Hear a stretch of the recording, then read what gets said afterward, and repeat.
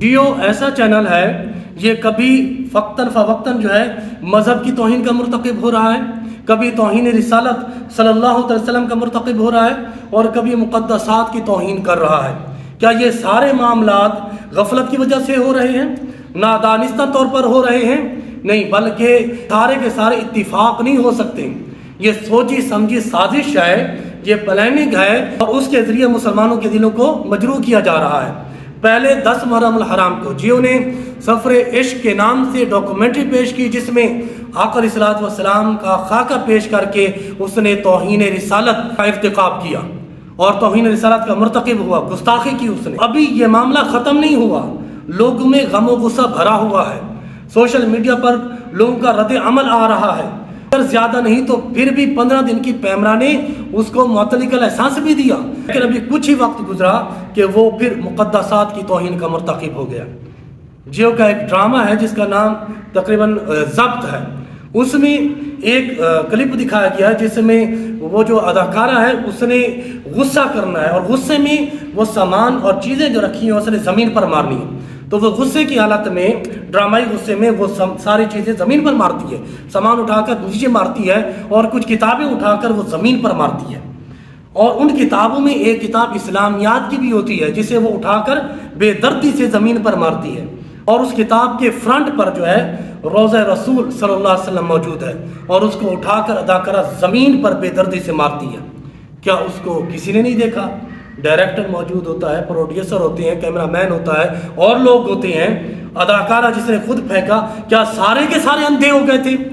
کسی کو نظر نہیں آیا کہ روضہ رسول کی تصویر بنی ہوئی ہے، اس کو بے دردی سے نیچے مار دیا ہے؟ سارے اندھے ہو گئے تھے؟ سارے اندھے نہیں ہو گئے تھے، ہاں اندھے ہوئے، لیکن کس چیز کے؟ ایمان کے اندھے ہو گئے تھے۔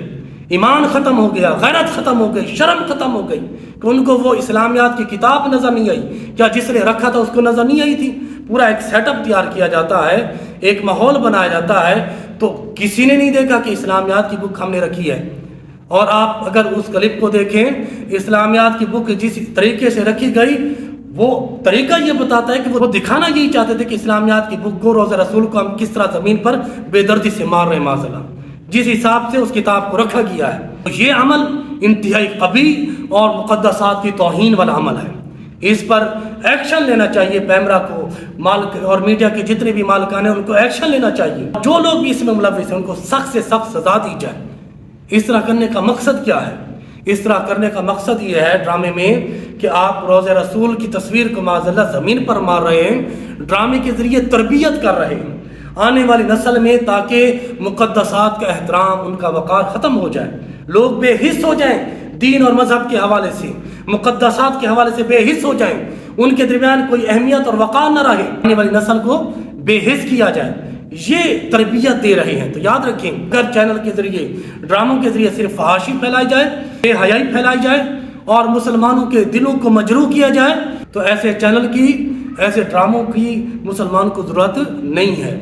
تو اس لیے وہ اداکارہ جس نے اس کتاب کو، روضہ رسول جس پہ بنا ہوا تھا، پھینکا ہے، اس کو بھی چاہیے وہ اعلانیہ توبہ کرے، کیونکہ توہین اس نے بھی کی ہے، چینل نے تو کی ہے، جس اداکارہ نے پھینکا ہے اس نے بھی توہین کی ہے، اس کو بھی چاہیے اعلانیہ معافی مانگے اور اعلانیہ توبہ کرے، اور اس کے ساتھ ساتھ جیو پر ایسی پابندی لگائی جائے اور اس کے خلاف ایسا ایکشن لیا جائے کہ آئندہ قیامت تک کوئی بھی چینل اس طرح کرنے سے پہلے 100 مرتبہ سوچے، کسی کو ہمت نہ ہو، جرأت نہ ہو کہ مذہب کی توہین کرے، یا توہین رسالت کرے، یا مقدسات کی توہین کرے۔ اور یہ کیوں کرتے ہیں چینل والے، ڈرامے والے؟ ایسا کیوں کرتے ہیں؟ کچھ طاقتوں کو اور کچھ NGOs کو خوش کرنے کے لیے، جو اسلام کے دشمن ہیں، جو دشمنان اسلام ہیں، ان کو خوش کرنے کے لیے، جو اسلام کو پسند نہیں کرتے، حیا کو پسند نہیں کرتے، ایمان کی غیرت کو پسند نہیں کرتے،